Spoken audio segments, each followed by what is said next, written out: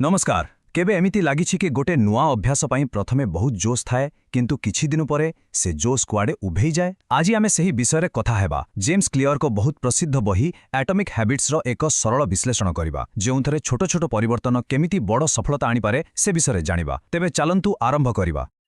अच्छा ए कथा तो समस्तक सह होइथिबो। नुआ वर्ष आसे बड़ बड़ संकल्प निया जाए आउ फेब्रुआरी आसिला बड़कू सबु गायब। नुआ लक्ष्य लागि रहिबाटा केते कष्टकर ता आमे समस्ते जानु किंतु केबे भाबिछंती एमिति काहींकी हुए। आउ एइठी अछि बहिर सबुठु बड़ कथा। जेम्स क्लियर कहउचंती भूल आम इच्छाशक्तिर नुहे, आमे बदलिबाकू चाहुनु सेमति नुहे। प्रकृत समस्या हेउछि आम पाखरे थिबा सिस्टम बा प्रणाली रे जाहाकी परिवर्तन पई ठीक नुहे। तेबे चालंतु प्रथमे एही कथाकू बुझिबा जे शेषरे एही परिवर्तन आनिबाटा एते कष्टकर काहींकी लागे। एहा एक साधारण संघर्ष जहा आमे समस्ते केबे ना केबे अनुभव करिछे। एठारे दुईटी शब्द को बुझिबा जरूरी। गोटिया हेला लक्ष्य बा गोल्स आउ अन्यटी हेला प्रणाली बा सिस्टम्स। लक्ष्य हेउछि आमे कोन पाइबाकू चाहूं सेही फलाफल, किंतु सिस्टम हेउछि सेही प्रक्रिया जहा आमको सेही फलाफल पाखरे पहुंचाए। जेम्स क्लियरको मतरे आम ध्यान लक्ष्य उपरे नुहे बरं सिस्टम उपरे रहिबा दरकार। एई धाड़ीटिकू टिके भल करी शुणंतु। आमे आम लक्ष्यर स्तर पर्यंत उठु नाही बरं आम प्रणालीर स्तर को खसी आसु। यार अर्थ केते गभीर। माने जदि आम सिस्टम दुर्बल तेबे आमे जेते बड़ लक्ष्य रखिले भी किछि लाभ नाही। अच्छा एबे आसंतु बहिर सबुठु मजादार आउ शक्तिशाली दर्शन विषय जानिबा।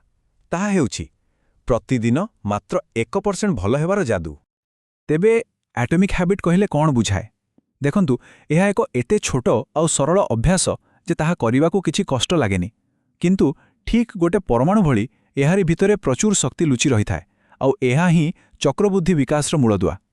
एही संख्याटिकू देखंतु 37 गुणा। आश्चर्य लागुछे ना? किंतु एहा संभव। जदि केही प्रतिदिन मात्र 1% भल हेबाकू चेष्टा करंती तेबे वर्ष शेष बेलकू सेमाने प्राय 37 गुणा भल होई जिवे। एहा ही हेउछि छोट छोट पदक्षेपर अविश्वसनीय शक्ति। व्यवहार परिवर्तनर तीनोटी स्तर अछि। प्रथमे फलाफलरे परिवर्तन माने आमे कोन पाऊ, तापरे प्रक्रियारे परिवर्तन माने आमे कोन करू, आउ सबुठारु गभीर स्तर हेउछि परिचयरे परिवर्तन माने आमे निज विषयरे कोन विश्वास करू। यार अर्थ हेउछि केवल फलाफल विषय न भाबी निजकू पचारिबा दरकार जे आमे किभली मनीष हेबाकू चाहूं। आमर प्रतिटी काम प्रतिटी अभ्यास हेउछि एक भोट जहाँ आमे निज परिचय पाई देऊ। ठीक अछि एबे आसंतु सबुठु मजादार अंशको। थियोरी तो बहुत हेला, एबे प्रैक्टिकल कथा। एही भागरे आमे सही चारोटी सरल नियम विषय जानिबा जहाकू व्यवहार करी जेकोनसी अभ्यास गढ़ा जाई पारे। एही चारिटी नियम को मने रखिबा बहुत सहज। प्रथमे एहाकू स्पष्ट करंतु जेमती आखिरे पड़िबो। द्वितीय एहाकू आकर्षणीय करंतु जेमती करिबाकू इच्छा हबो। तृतीय एहाकू सहज करंतु जेमती बेसी कष्ट न लागिबो। आउ शेषरे एहाकू संतोषजनक करंतु जेमती करि सारिला परे भल लागिबो। वर्तमान आसंतु देखिबा एई नियमगुडीकू वास्तवरे केमिति प्रयोग करिहबो आउ भल अभ्यास गढ़ा जाई पारिबो। प्रथम नियम हेउछि एहाकू स्पष्ट करंतु। एथिपाई गोटे बहुत बढ़िया कौशल अछि जहार ना हेउछि हैबिट स्टैकिंग। एहार अर्थ हेउछि आमर गोटे पुराना अभ्यास सहित गोटे नुआ अभ्यास को जोड़ी देबा। एहार सूत्र बहुत सरल। वर्तमान अभ्यास परे मु नुआ अभ्यास करिवि। धरंतु सकाळे चाहा पीबा परे मु 2 मिनिट पाई बही पढ़िबि। देखिले एहा केते सहजरे नुआ अभ्यास पाई एक संकेत बा ट्रिगर तयारी करिदेला। एबे द्वितीय नियम एहाकू आकर्षणीय करंतु। एहार गोटे बढ़िया उपाय हेउछि एमिति लोकंको सह मिसिबा जोमानंको पाई आमे चाहुथिबा अभ्यासटा गोटे साधारण कथा। आम आखपाखर परिवेशर प्रभाव बहुत शक्तिशाली होइथाए। तृतीय नियम एहाकू सहज करंतु। एइटा विलंब करुथुबा लोकं पाई गोटे वरदान भली। एहाकू 2 मिनिट नियम कुहा जाए। जे कोनोसी नुआ अभ्यास को एते छोट करि दियंतु जे ताहा आरंभ करिबाकू 2 मिनिट रो कम समय लागिबो। बास काम आरंभ होई जिवो। आउ शेषनीय एहाकू संतोषजनक करंतु।